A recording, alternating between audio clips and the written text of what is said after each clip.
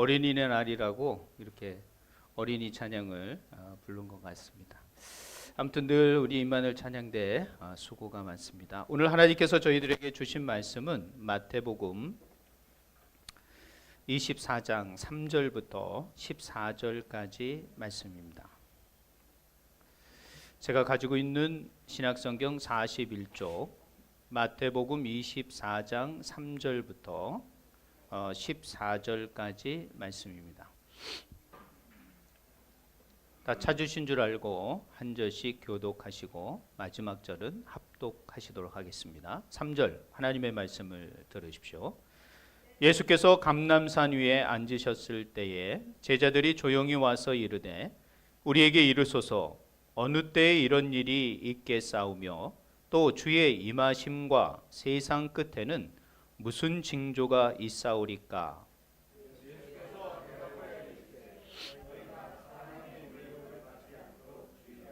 많은 사람이 내 이름으로 와서 이르되 나는 그리스도라 하여 많은 사람을 미혹하리라.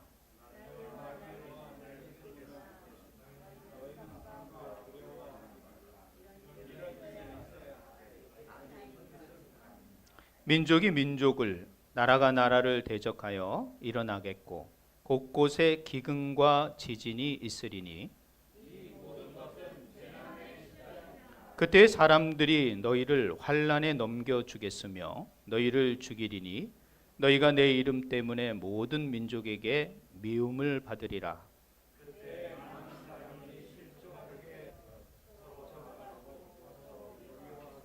거짓 선지자가 많이 일어나 많은 사람을 미혹하겠으며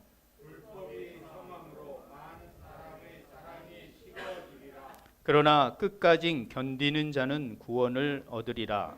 이 천국 복음이 모든 민족에게 증언되기 위하여 온 세상에 전파되리니 그제야 끝이 오리라. 아멘. 오늘은 어린이날이지만 저희들이 마태복음을 강해하면서 주일 말씀을 전하고 있습니다. 오늘은 24장 이 종말에 관한 말씀인데요. 이 종말의 말씀을 하면 우리는 지금 종말의 시대에 살고 있습니다. 오늘도 그림을 하나 여러분에게 보여드리는데 이 그림은 예수님이 백마를 타고 오시는 그런 그림 중에 하나입니다.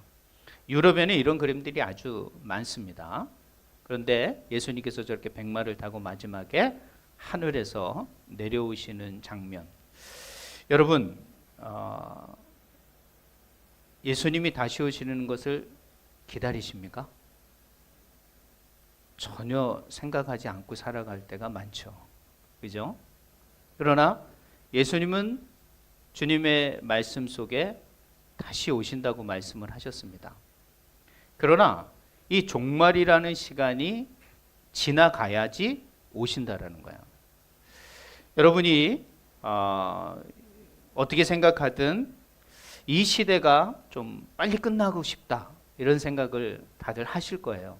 그러나 이런 시대가 빨리 끝나고 새로운 시대가 도래하기 위해서는 반드시 이 시대에 어려운 과정을 통과해야 됩니다. 그것을 통과하지 못하면 사실 새로운 시대를 맞이할 수가 없는 거예요. 새로운 시대를 맞이할 수 있는 준비, 새로운 시대를 맞이할 수 있는 우리의 삶, 과연 여러분은 준비하고 있냐는 거죠.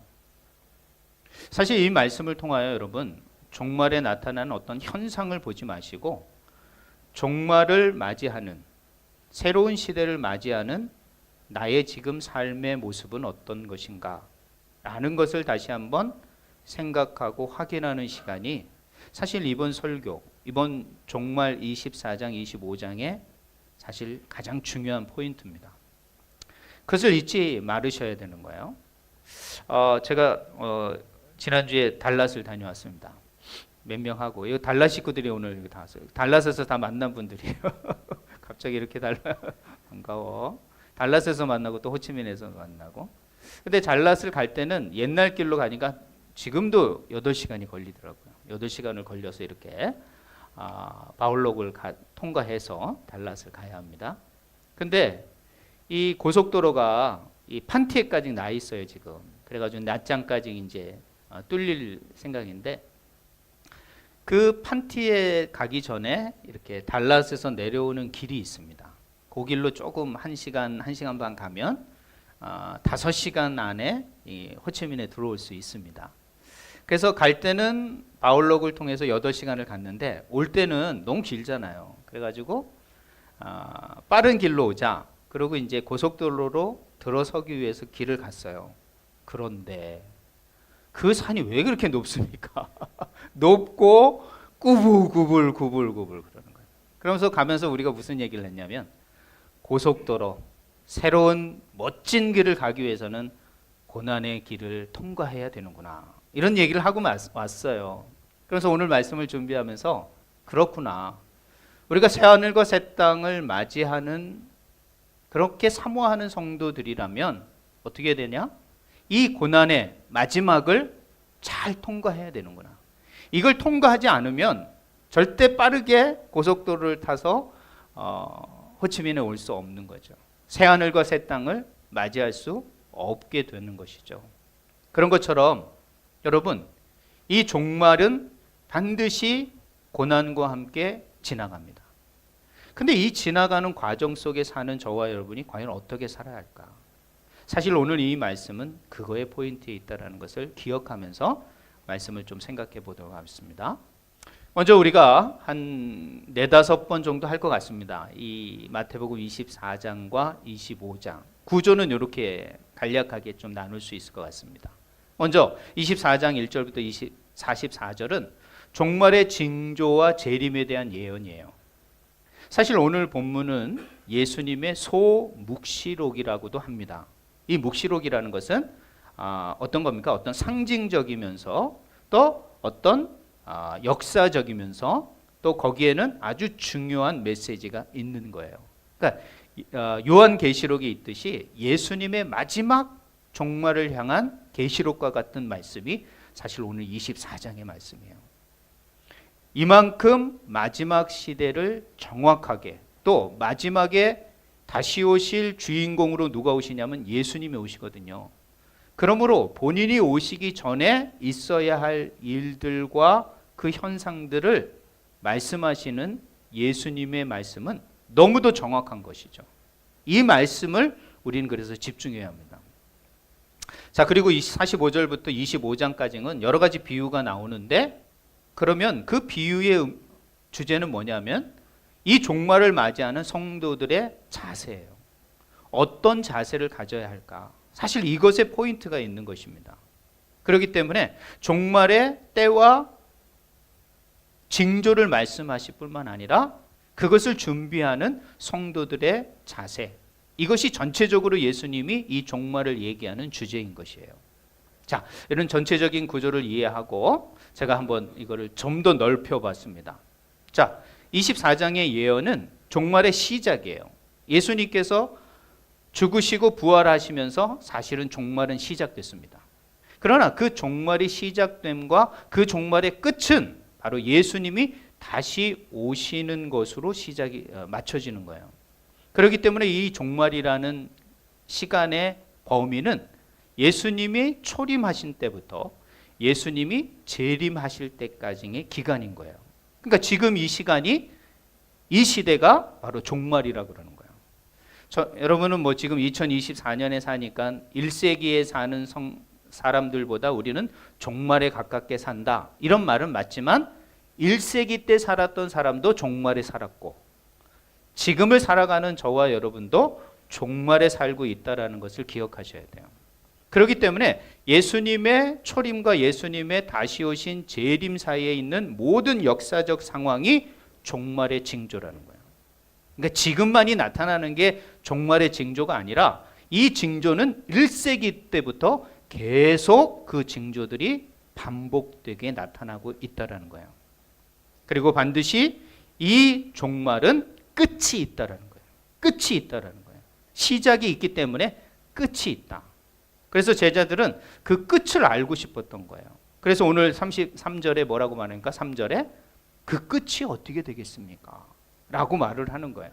그러나 그 끝에 나타나는 징조를 보고 그 끝이 오리라 라는 것을 깨달으라 라고 말씀하시는 거예요. 그러면 그 끝이 무엇일까? 오늘 본문을 통하여 한번 좀 생각해 보려고 합니다. 그렇기 때문에 종말은 시작됐고 지금 종말은 진행되어지고 반드시 이 종말은 끝이 있다. 그러나 많은 사람들이 이렇게 생각해요. 종말 그러면 모든 게 다 폐허가 되고 모든 게 다 없어지는 이런 종말을 이해하시더라고요. 성경은 그렇지 않습니다. 성경적 종말론은 바로 희망인 겁니다. 왜 그렇습니까? 새 하늘과 새 땅이라는. 이 땅에 어떤 그런 불법이 난무하는 그런 시대가 아니라 적그리스도가 나타나여 하나님을 대신하는 그런 시대가 아니라 하나님만이 하나님 되시며 그분의 통치만이 임하는 새 하늘과 새 땅. 그러니까 희망의 나라로 바뀌는 것이지 완전히 폐허가 되고 모든 것들이 다 사라지는 그런 게 아니라는 거예요. 그러니까 여러분, 우리는 종말을 생각할 때 새 하늘과 새 땅, 희망을 생각해야 된다는 것을 기억해야 합니다. 자, 그러면 종말의 징조들이 많이 나와요, 성경에. 근데 제가 한 10가지로만 좀 얘기를 해보겠습니다. 이런 10가지의 내용이 있는데요. 먼저 지식이 증가해요. 여긴 다니엘서에 나오는데요. 구약에 나오는데 그러죠. 지금 AI 시대를 살고 있지 않습니까? 얼마나 많은 사람들이 지금 이 지식이 증가되어 있는지를 아시는 거예요. 그 다음에 두 번째는 적그리스도가 출현을 하게 됩니다. 즉 반기독교 세력뿐만 아니라 내가 예수다 이렇게 생각하는 사람들이 나타난다는 거예요. 근데 여러분 지금만 나타나는 게 아니라 1세기부터 3세기 때 가장 이런 사람들이 많이 나타났다는 걸 아셔야 돼요. 그리고요, 오늘 마태복음 24장에 나오는 전쟁과 기근과 질병과 지진이 있고요. 그 다음에 핍박이 있게 돼요. 예수 믿는 사람들에게 핍박. 그리고 민족과 민족들이 싸우게 돼요. 그 다음에 거짓 선지자들의 활동이 일어납니다. 즉 미혹된 어떤 그런 신앙들을 또 신앙을 버리게 되는 그런, 그리고 불법이 성행하게 돼요. 그러므로 서로 믿지 못하게 되는 거예요. 서로 사랑하지 못하게 되는 그런 현상들이 나타나는 거예요.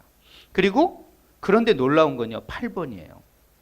그것은 복음이 확산되고 있다는 거예요. 이런 시대일수록 복음이 더 확산되는 역사가 나타나게 된다는 거예요. 그렇기 때문에 놀라운 반전이 하나 있는 거죠.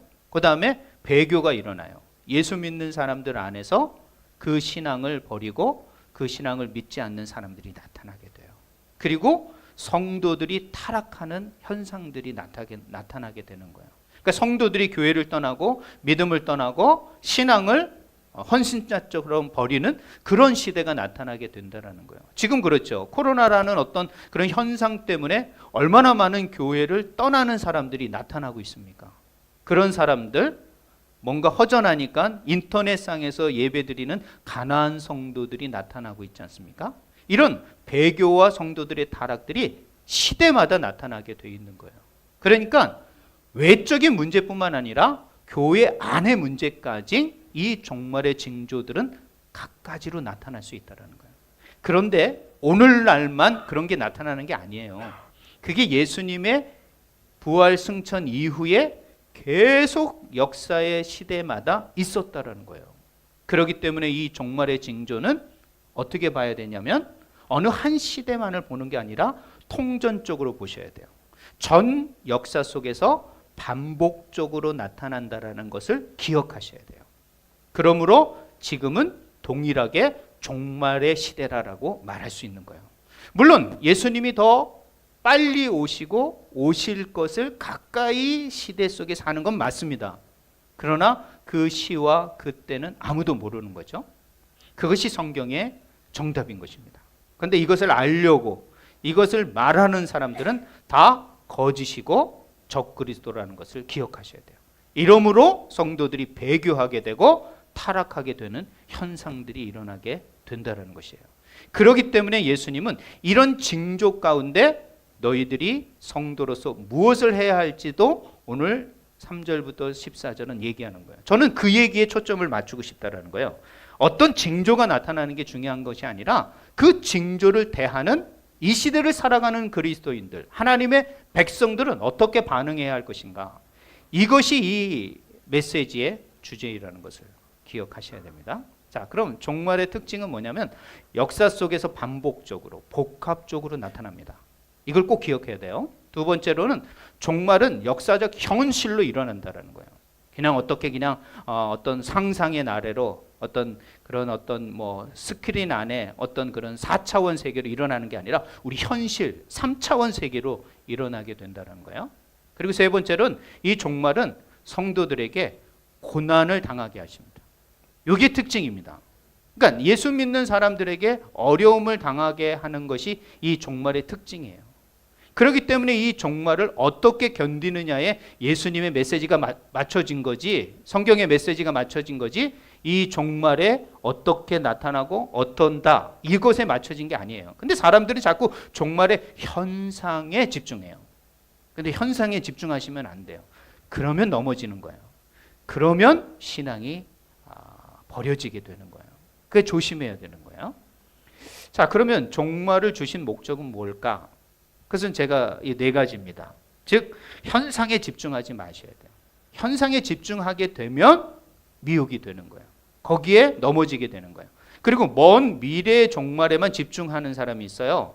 그러니까 지금은 뭐 대강대강 살고 마지막에 종말이 예수님 오실 때가 중요하다. 안 그렇습니다. 그렇게 성경은 말하지 않아요. 지금 여기 그리스도인으로 살아가는 삶에 집중하라고 말합니다. 이것이 예수님의 메시지와 성경의 메시지의 포인트라는 거예요. 그러므로 오늘을 사는 성도들에게 용기와 위로를 주기 위해서 종말을 말씀하신 거지, 우리를 두렵게 하거나 우리를 염려하게 하거나 우리의 어떤 것을 그냥 힘들게 하기 위해서 종말의 예언을 예수님께서 주신 게 아니라는 거예요. 그렇기 때문에 우리에게 이 종말의 메시지에 어떻게 우리는 대처해야 될까? 그래서 오늘 본문을 통하여 몇 가지만 좀 생각해 보려고 합니다. 먼저 3절부터 5절의 말씀을 보면 어떤 말씀이 있냐면, 여기에 보면 예수께서 감람산 위에서 계실 때 제자들이 질문을 해요. 뭐란 질문합니까? 어느 때가 종말이겠습니까? 또 어떤 징조가 있겠습니까? 궁금하잖아요. 그렇죠? 그런 거 궁금하지 않은 사람이 어디 있겠어요? 제자들도 궁금했어요. 그런데 예수님께서는 그 때와 시를 말하지 않고 다른 얘기를 하는 거예요. 뭐라고 말하냐면, 첫 번째, 사람들이 너희들을 미혹하게 될 것이다. 그러니까 그 사람들의 미혹을 조심해라 라고 말을 하는 거예요. 그냥 어느 때인가 뭔가 라고 얘기를 하면 되는데 예수님은 그런 걸 얘기하지 않고 우리에 관한 얘기를 하는 거예요. 그러면서 미혹에, 사람들의 미혹에 넘어지지 않도록 주의해라 라고 말을 하는 거야. 우리의 문제를 먼저 답변해 주시는 거예요. 자, 이 말은 미혹에 넘어지지 않는 방법이 분별하라는 거예요. 그럼 미혹에 넘어지지 않기 위해서는 어떤 것이죠? 그것은 바로 성경적 지식이 있으셔야 됩니다. 성경에서 말씀하시는 그 종말의 징조를 이해하고 그것들이 어떤 것인지를 아는 지식적인 게 먼저 필요합니다. 이것들이 없으면 우리는 자꾸 미혹에 넘어질 수밖에 없어요. 분명한 진리를 깨닫지 못하고 그것을 알지 못하면 분명하지 못한 진리 앞에 우리는 흔들리게 돼 있어요. 그렇기 때문에 진정한 진리인 하나님의 말씀의 터 위에 서 있으셔야 됩니다. 그러면 더 중요한 것은 뭐냐면 하나님의 말씀이 있지만 그것을 잘 정리하는 교리예요, 교리. 그래서 저희 교회가 지금 주일마다 교리 교육을 하고 있는 겁니다. 웨스트민스터 교리, 하이델베르그 교리, 이런 교리 문답을 통하여 정확한 성경적 논리와 지식을 체득해 가셔야만이, 형성해 가셔야만이 이 수많은 사람들의 미혹, 사람들의 어떤 여러 가지 주장들을 판단하고 분별할 수가 있게 되는 거예요. 그러므로 여러분은 성경적 지식을 갖는 건 너무도 중요한 일입니다. 1차적으로 중요한 거예요. 우리에게 이성을 주시고 생각할 수 있는 인간으로 만들어 놓은 건 바로 이런 지식적인 거와 지혜를 가지라고 하기 때문에 그래요.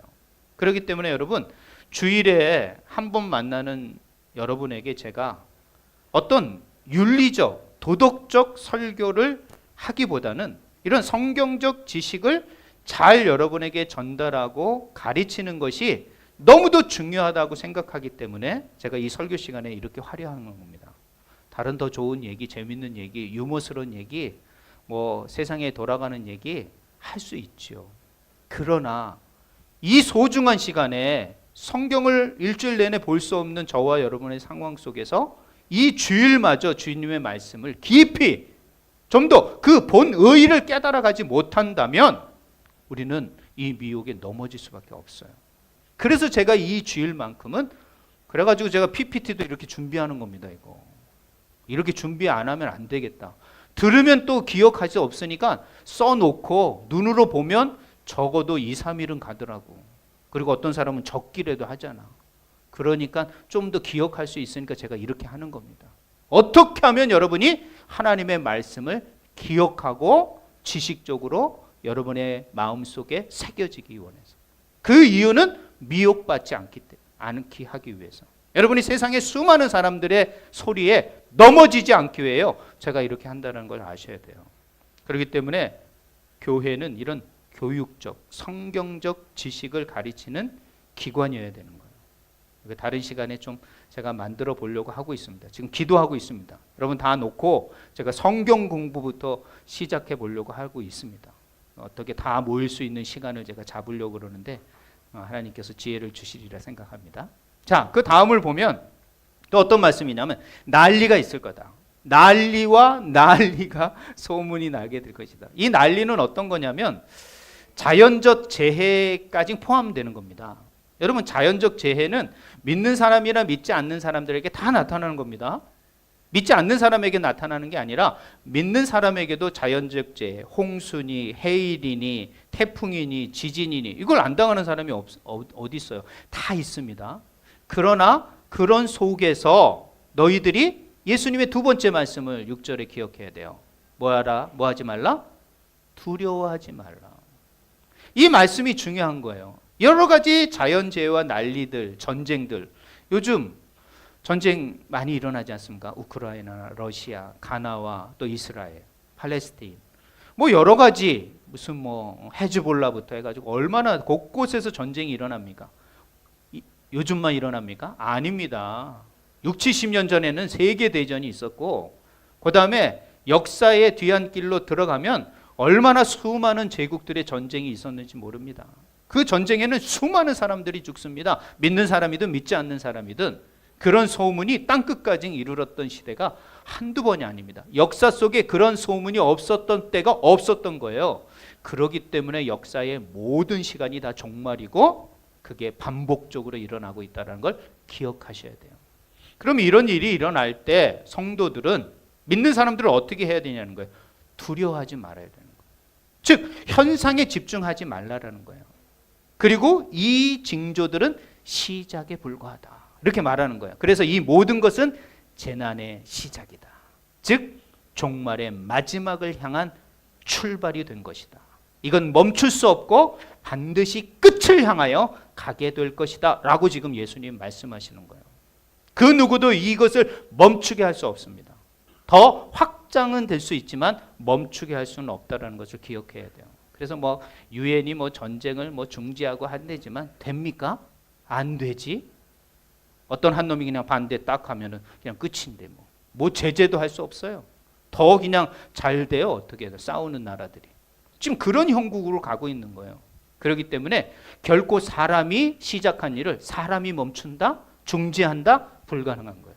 이건 하나님이 멈추게 하시는 거예요. 하나님이 멈추게 하지 않는 한 가능하지 않다라는 것이에요. 자, 그러므로 그 다음은 뭐라고 말합니까? 그러면 이제 믿는 사람의 얘기를 하는 거예요. 9절부터는. 그러면 그때 사람들이 믿는 사람들을 미워하게 될 것이다. 모든 민족이라 그래요. 아니 조금만 미워하면 되는데 모든 민족이 믿는 사람들을 미워한대요. 이거 참 얼마나 어려운 시대를 살고 있습니까 우리가. 그렇더라고요. 정말 역사 속에서 예수 믿는 사람을 환영하는 나라들이 없었습니다. 미국이 왜 저렇게 됐습니까? 유럽에서 믿지 못한 사람들이 청교도로 그 대서양을 넘어왔던 거예요. 여러분 유럽의 수많은 전쟁들이 다 종교 전쟁이었습니다. 서로 죽이고 죽이는 전쟁. 이 믿음 때문에, 믿는 것 때문에 서로 미워하고 전쟁이 일어났던 거예요. 자, 이럴 때 어떤 일이 일어나게 되면 불법이 넘쳐나게 되고요. 그 다음에 사람들이 사랑을 식어요. 여러분 불법이 넘치게 되면 교회 안에 타락이 일어납니다. 교회가 타락하게 되면 서로 사랑하고 서로 배려하는 것이 사라지게 됩니다. 그리고 거기에서는요 다시 배교가 일어나는 거예요. 그렇기 때문에 사회적 불법이 일어나지 않도록 우리가 사회적으로도 열심히 정의로운 행동을 하셔야 돼요. 사회는 남 모른다. 우리 교회 안에서만 문제다. 이렇게 생각하시면 안 되는 거예요. 사회가 불법이 성행하게 되면 그 불법이 교회 안으로 들어올 수밖에 없는 거예요. 그러면 교회는 세속적인 것과 혼합주의로 타락하게 되고 타락함으로 말미암아 서로 사랑하고 서로 나누어야 하는 이 공동체는 와해될 수밖에 없어요. 그러면 신앙을 어떻게 돼요? 배교하게 되는 거예요. 누군가 누군가를 고발하는, 누군가 누구를 죽이는 그런 일이 교회 안에서 발생하게 된다는 것이에요. 그렇기 때문에 이 사회적 불법에 여러분이 눈 감고 있으면 안 되는 거예요. 사회가 불법적인 것이 성행하지 않도록 여러분이 일어나 그 정의로움과 공의를 외치기도 해야 된다는 것이에요. 근데 너무 요즘 한국 교회는 이런 불법 앞에 눈 감고 귀 막고 있는 현상들을 보게 되는 거예요. 특별히 보수교단, 저같이 합동측, 이런 보수측, 또 장로교, 이 사람들이 문제야. 그렇게 막고 있어요. 그러나 눈 감고 귀 막고 있을 때가 아니라는 거예요. 옳지 못한 일이 있을 때는 그렇다고 시도 때도 없이 일어나라는 게 아니라 그런 불법을 보지 못하라는, 그 불법이 결코 사회적으로 성행하지 않도록 여러분이 그것에 대해서 움직이는 게 필요합니다. 그렇지 않으면 어떤 결과가 나온다고요? 사랑이 식어버리는 거예요. 그러니까 교회가 교회답지 못하게 되는 것이에요. 근데 마지막에 이런 시대일수록 너희들은 어떻게 해야 된다? 아유 그럼 믿으나 마나 필요 없겠다 생각할 게 아니라 뭐라고 말해요? 13절. 그러나 끝까지 견디는 자는 구원을 얻으리라. 이 말은 뭐예요? 인내하라는 거예요. 끝까지 견뎌내야 된다는 거예요. 견뎌내지 않는 자는 결코 종말의 승리자가 될 수 없다라고 말을 하는 거예요. 그러면서 우리는 끝까지 견뎌내야 되는 거예요. 그리고 마지막으로요. 이 말씀이 참 제가 선교의 종착역이라고 붙들고 가는 말씀이기도 합니다. 그런데 이 천국복이 모든 민족에게 증거되는 이 내용은요. 종말의 증거라는 거죠. 종말의 표징이라는 거죠. 종말에 나타나는 현상 중에 하나라는 거예요. 복음이 다 전해져야지 예수님이 오신다. 맞는 말이죠. 그러나 마지막 때에 일어날 징조의 현상 중에 하나가 뭐다? 천국 복음이 땅끝까지 이르게 된다는 것이에요. 생각해 보시오. 경제도 어렵고 정치 상황도 참 어려운데 요즘 어떻습니까? 복음을 전하려고 하는 사람들은 계속 일어나고 있습니다. 오히려 지금 남미나 아프리카에서는요, 이 기독교가 부흥을 일어나고 있는 거예요. 지금 아시아나 유럽이나 그런 지역에서는 기독교가 지금 쇠퇴하고 있지만 다른 지역에서는 더 흥왕하고 있다는 것을 아셔야 돼요. 그러므로 말미암아 이 복음이 세상에 전파되고 흥왕해지는 것은 마지막 종말의 증표라는 거예요. 그러므로 여러분이 이 선교에 미적미적하면 그건 종말이 아닌 거예요. 그러나 혹시 여러분이 주저하고 머뭇거린다고 할지라도 하나님은 이 마지막 종말에 하나님의 선교는 계속되어지는 거예요. 선교는요 여러분이 하는 게 아닙니다. 사실은 하나님이 하시는 거예요. 여러분 여기에 비자발적으로 오신 분이 더 많습니다. 자발적으로 오신 분보다 비자발적으로 와서 여기서 신앙생활하고 믿음생활하고 선교하는 사람이 더 많다라는 거예요. 그런 것처럼 그 선교를 보면 그것은 하나님이 하시는 거라는 거예요. 사람이 자발적으로 하는 것보다 하나님이 비자발적으로 그 상황과 그 여건을 주장해서 그 마지막을 향하는 이 선교적 대전진은 바로 마지막까지 한 영혼을 구하고자 하는 하나님의 마음, 그 뜨거운 하나님의 사랑의 마음이 이 마지막 시대에 더 복음이 확산되는 역사의 징조로 나타나게 된다는 거예요. 그렇기 때문에 여러분이 선교해야지 예수님이 오신다라고 생각하시면 안 되는 거예요. 이거는 마지막 종말의 증표 중에 하나다. 여러분이 선교를 하든 안 하든 하나님은 마지막에 한 영혼까지 구원해내고자 하는 하나님의 선교는 마지막을 향하여 더 극대화하고 더 파급적이고 더 획기적으로 일어나게 된다는 것이에요. 그렇기 때문에 여러분 이 일에 하나님 조금이라도 저를 좀 사용해 주십시오. 제가 그 역할을 이 마지막 시대에 하고 싶습니다. 왜냐하면 이것이 마지막 종말에 성도들이 가져야 할 증표이기 때문에 그래요. 그렇기 때문에 선교는 해도 되고 안 해도 되는 게 아니라 반드시 이 종말을 살아가는 하나님의 교회와 사람들에게 필요한 것이라는 것을 꼭 기억하셔야 돼요. 그러므로 저는 이 마지막 베드로후서 3장 8절부터 13절의 말씀을 좀 생각해 보려고 합니다. 이 베드로후서 3장은 마지막 종말에 관한 내용 중에 한 내용이기도 합니다. 이 24장과 너무도 연결해서 공부하면 중요한 내용 중에 하나인데요. 여기에 한번 우리 성경 본문을 우리 벤을 위해서 영어로 이렇게 했어야 되는데 미안하고 일단은 거기 성경 본문을 찾으라고 그러고 우리 다 같이 한번 읽어보겠습니다. 여기에 읽으면 그냥 오늘 말씀의 결론이 여기 다 있습니다. 시작합니다. 시작. 사랑하는 자들아, 주께서 하루가 천년 같고 천년이 하루 같다는 한 가지를 잊지 말라. 주의 약속은 어떤 이들에게 더디다고 생각하는 것 같이 더딘 것이 아니라 오직 주께서는 너희를 대하여 오래 참으사 아무도 멸망하지 아니하고 다 회개하기에 이르기를 원하시느니라.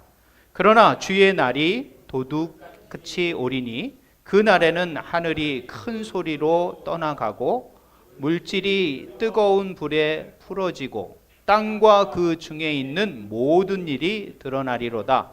이 모든 것이 이렇게 풀어지리니 너희가 어떠한 사람이 되어야 마땅하냐?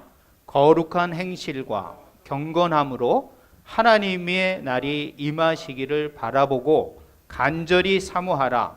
그날에 하늘이 불에 타서 풀어지고 물질이 뜨거운 불에 녹아지려니와 우리는 그의 약속대로 의가 있는 곳인 새 하늘과 새 땅을 바라보도다. 아멘.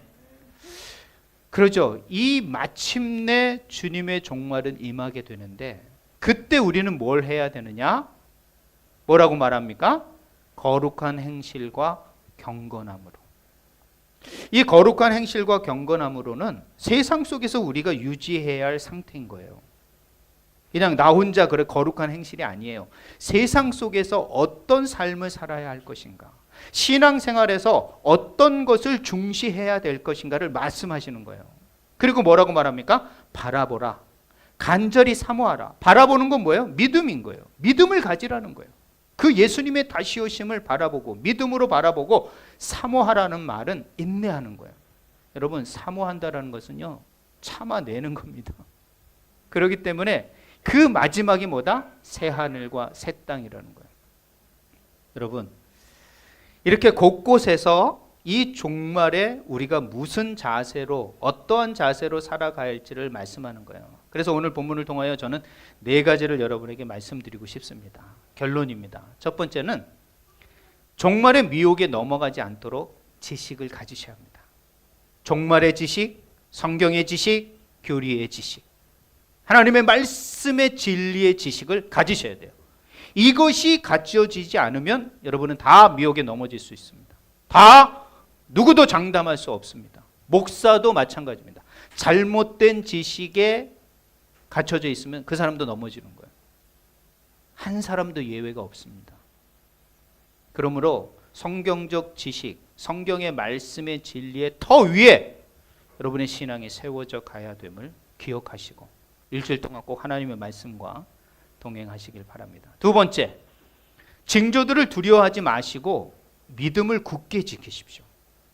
현상에 집중하지 마시고 그 현상 속에서도 하나님이 우리와 함께 하신다는 믿음, 그 확신, 여러분 확신 말고, 여러분이 여러분 자신 믿는 거 말고 하나님을 믿으시라는 거예요. 하나님의 약속의 말씀을 믿으시라는 거예요. 그걸 붙드시라는 거예요. 그러면 두려움은 당연히 사라지게 돼 있어요. 왜? 두려움보다 믿음이 강하기 때문이죠. 그 현상보다 그것을 통치하시는 하나님의 능력이 더 강하시기 때문에 그렇습니다. 그렇기 때문에 두려워하지 마시고, 그런 것들이 혹 나에게 위협을 가한다고 할지라도 두려워하지 마시고 믿음을 가지셔야 합니다. 확신을 가지셔야 돼요. 그러므로 여러분이 이 종말에 가져야 할 두 번째 자세라고 생각합니다. 세 번째로는 성도로서 당하는 고난을 끝까지 어떻게 돼요? 배교하거나 그것을 나모른다 하고 도망가는 게 아니라 인내하셔야 된다. 견뎌내셔야 된다는 거예요. 견뎌내지 않는 자에게 구원은 이룰 수 있는 게 아니라는 거예요. 그렇기 때문에 오늘 본문 말씀은 인내하라고 말하는 거예요. 이 고난을 끝까지 견뎌내야 되는 거예요. 예수 믿는 것 때문에 여러분 손해보는 거 많잖아요. 여러분이 더 잘 믿으려고 하면요 더 많습니다. 안 믿으려고 하니까 없는 거지. 저는 예수 믿는데 불편함이 없는데요. 그건요 내가 잘 못 믿고 있구나 라고 생각하시면 돼요. 잘 믿는다면요 힘든 게 너무 많아요. 하지 말아야 할 거, 버려야 할 거, 신경 써야 할 거 너무도 많습니다. 그러나 그거 다 견뎌내셔야 돼요. 그러면 종말의 승리자가 됩니다. 마지막으로 마지막 때까지 선교하는 시대이므로 선교해야 되는 거예요. 왜? 이 천국 복음이 땅끝까지 이르러야 되는 폭발적인 그 선교의 시대가 더 시대마다 도래하게 된다는 거예요. 그럴 때 여러분은 그 시대에 나몰라라고 살겠습니까? 아니죠. 그것이 하나님의 종말의 증표라면 그 증표에, 그 현상에 더 적극적으로 참여하는 자가 그 종말을 적극적으로 살아가는 자의 성도의 모습이라는 거예요. 그러므로 여러분 선교, 또 선교지에 있는 우리 교회, 우리에게 좋은 기회이고 시간이라는 거예요.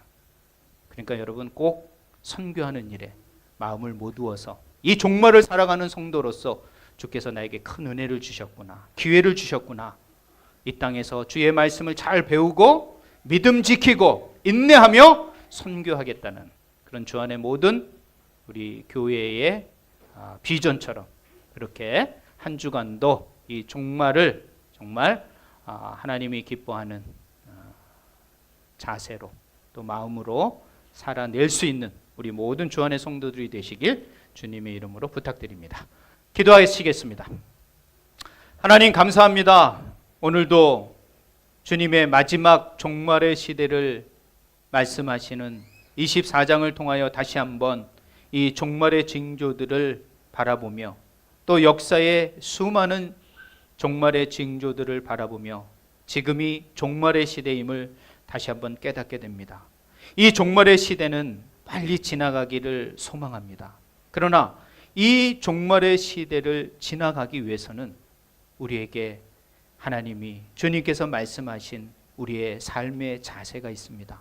하나님, 미혹에 넘어지지 않도록 주님의 말씀의 지식이 풍성해질 수 있도록 우리가 주의 말씀을 배우고 읽고 듣는데 수고할 수 있도록 인도하여 주시옵소서. 그리고 그런 은혜와 기회가 있을 수 있도록 우리의 삶 가운데 은혜 내려 주시옵소서. 그리고 하나님, 이런 현상과 징조 앞에 두려워하지 않게 하시고 믿음을 굳게 지키게 하시고 마지막까지 인내하며 견디는 신앙을 소유케 하여 주시옵소서.